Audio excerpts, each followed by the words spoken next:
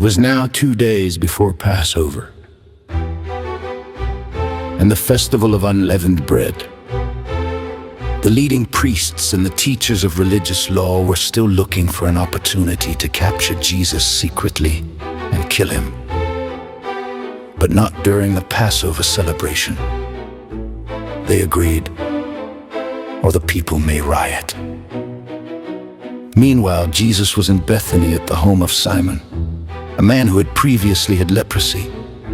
While he was eating, a woman came in with a beautiful alabaster jar of expensive perfume made from essence of nard. She broke open the jar and poured the perfume over his head. Some of those at the table were indignant. Why waste such expensive perfume? They asked. It could have been sold for a year's wages and the money given to the poor. So they scolded her harshly. But Jesus replied, "Leave her alone. Why criticize her for doing such a good thing to me? You will always have the poor among you, and you can help them whenever you want to, but you will not always have me.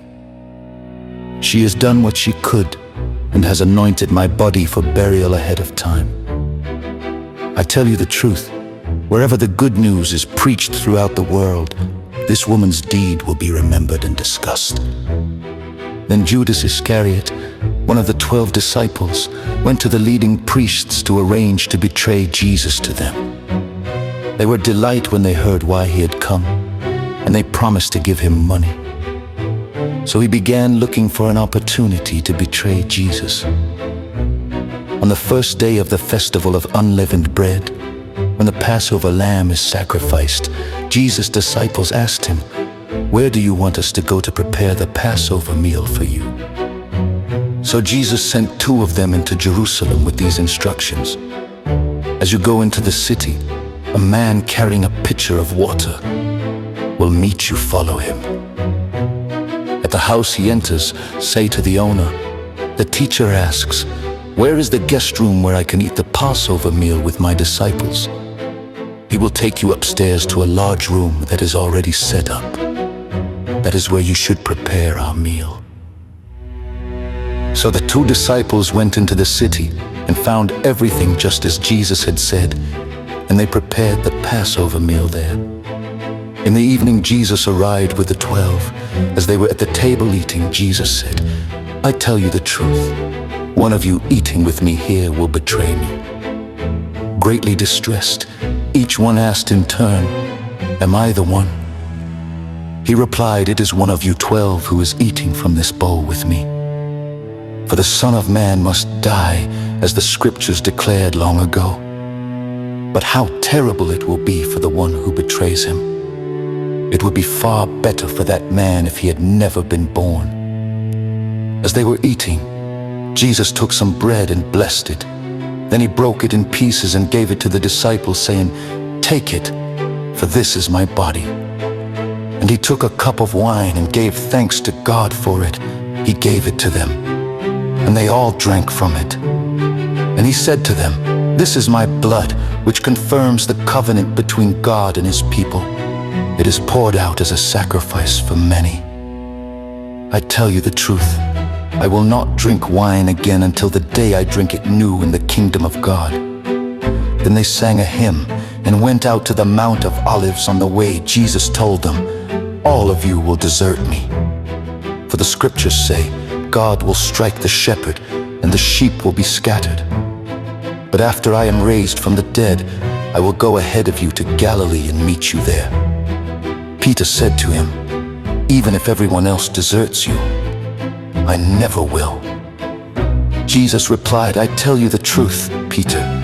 This very night, before the rooster crows twice, you will deny 3 times that you even know me." "No," Peter declared emphatically, "even if I have to die with you, I will never deny you." And all the others vowed the same. They went to the olive grove called Gethsemane. And Jesus said, "Sit here while I go and pray." He took Peter, James, and John with him, and he became deeply troubled and distressed. He told them, "My soul is crushed with grief to the point of death. Stay here and keep watch with me." He went on a little farther and fell to the ground. He prayed that, if it were possible, the awful hour awaiting him might pass him by. "Abba, Father," he cried out, "everything is possible for you. Please take this cup of suffering away from me. Yet I want your will to be done, not mine." Then he returned and found the disciples asleep. He said to Peter, "Simon, are you asleep? Couldn't you watch with me even 1 hour? Keep watch and pray, so that you will not give in to temptation, for the spirit is willing, but the body is weak." Then Jesus left them again and prayed the same prayer as before. When he returned to them again, he found them sleeping, for they couldn't keep their eyes open, and they didn't know what to say. When he returned to them the third time, he said, "Go ahead and sleep, have your rest. But no, the time has come. The Son of Man is betrayed into the hands of sinners." Up, let's be going. Look, my betrayer is here. And immediately, even as Jesus said this, Judas, one of the 12 disciples, arrived with a crowd of men armed with swords and clubs. They had been sent by the leading priests, the teachers of religious law, and the elders. The traitor Judas had given them a prearranged signal. "You will know which one to arrest when I greet him with a kiss. Then you can take him away under guard." As soon as they arrived, Judas walked up to Jesus. "Rabbi!" he exclaimed, and gave him the kiss. Then the others grabbed Jesus and arrested him. But one of the men with Jesus pulled out his sword and struck the high priest's slave, slashing off his ear. Jesus asked them, "Am I some dangerous revolutionary that you come with swords and clubs to arrest me? Why didn't you arrest me in the temple? I was there among you teaching every day. But these things are happening to fulfill what the scriptures say about me." Then all his disciples deserted him and ran away. One young man following behind was clothed only in a long linen shirt. When the mob tried to grab him, he slipped out of his shirt and ran away naked. They took Jesus to the high priest's home, where the leading priests, the elders, and the teachers of religious law had gathered. Meanwhile, Peter followed him at a distance and went right into the high priest's courtyard. There he sat with the guards, warming himself by the fire.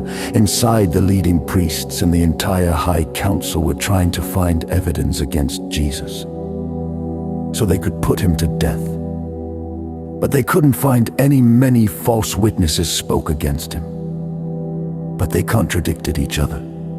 Finally, some men stood up and gave this false testimony.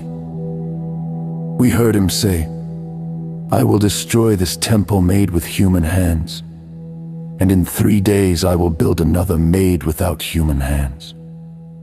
But even then they didn't get their story straight.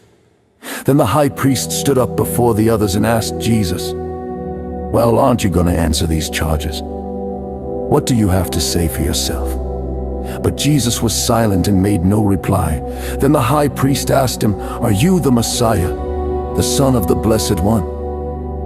Jesus said, "I am, and you will see the Son of Man seated in the place of power at God's right hand and coming on the clouds of heaven."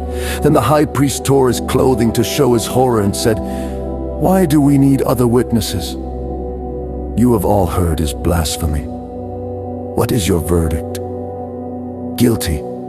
They all cried, "He deserves to die." Then some of them began to spit at him, and they blindfolded him and beat him with their fists. "Prophesy to us," they jeered, and the guards slapped him as they took him away. Meanwhile, Peter was in the courtyard below. One of the servant girls who worked for the high priest came by and noticed Peter warming himself at the fire. She looked at him closely and said, "You were one of those with Jesus of Nazareth." But Peter denied it. "I don't know what you're talking about," he said.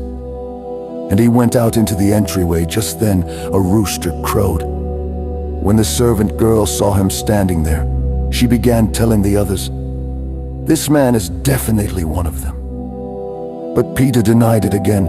A little later, some of the other bystanders confronted Peter and said, "You must be one of them, because you are a Galilean." Peter swore, "A curse on me if I'm lying. I don't know this man you're talking about."